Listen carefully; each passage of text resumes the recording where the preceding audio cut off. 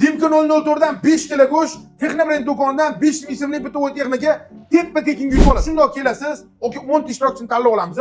1 kilo go'shtni okam mana ustida kesadi, shuni tarozga tortadi, rovni 1 kilo chiqarib bersanglar bo'ldi. O'zinglar kesasizlar, kesinglar. Go'shtlarni qaranglar, Hozir primerna qilib kesamiz.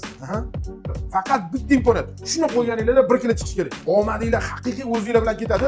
5 kilo go'sht va 500 ming so'mlik bitta o'y texnika Texnobrand do'konidan. 1 kilomi? 1 kilo. Torting. Va qaranglar mana ko'ryapsizlar. 1 kilo 55 gram. Buni shartini mana shunaqa bajarmoqchisizlar. Nima qilish kerak uning uchun? Qarang, 3 kunda aniqlaymiz. Shuna kelasizda 10 ta odam tanlab olamiz. Qaranglar, kommentariyaga zo'r fikr yozinglar. O'shandan 10 ta insonni topib tanlab olamiz. Bizdan tanishlar bo'lmaydi umuman. O'zimiz shuni 10 tasini tanlab oladi, akam. Mashqqa chaqiramiz. Shundoq kelib turib 5 kilo go'sht tekinga uyga olib borasiz, manfaatli bo'ladi. Ham Texnobrand do'konidan 500 ming so'mlik sovg'a. Bilasizlar, juma kuni akam aksiya qo'yyaptilar. Hali O'zbekiston tarixida bo'lmagan qo'y go'shti deysizlarmi, mol go'shti deysizlarmi, ot go'shti.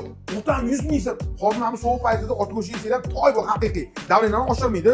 Zo'r. Mana ko'ryapsizlar, go'shtlar marinovka, parnovka o'zlari ham halol qilyapgan mana bunaqa dazi xirigacha bor. Juma kuni kelsanglar, 110 ming so'mdan aksiyada go'sht olishingiz mumkin. Xullas, faqatgina tortib berasizlar, 5 kilo go'sht tekinga olasizlar, bitta o'y texnika ham tekin. Xullas, pastdagi raqamlarga aloqaga chiqing, eng zo'rnisi bilashdan, aka bir narsa gapingiz bo'lsa gapirib oling. Hammasi sizlar uchun mahalliy go'sht, bizada chet ellik go'shtlar emas, mahalliy yosh mol yumshoq pishadi.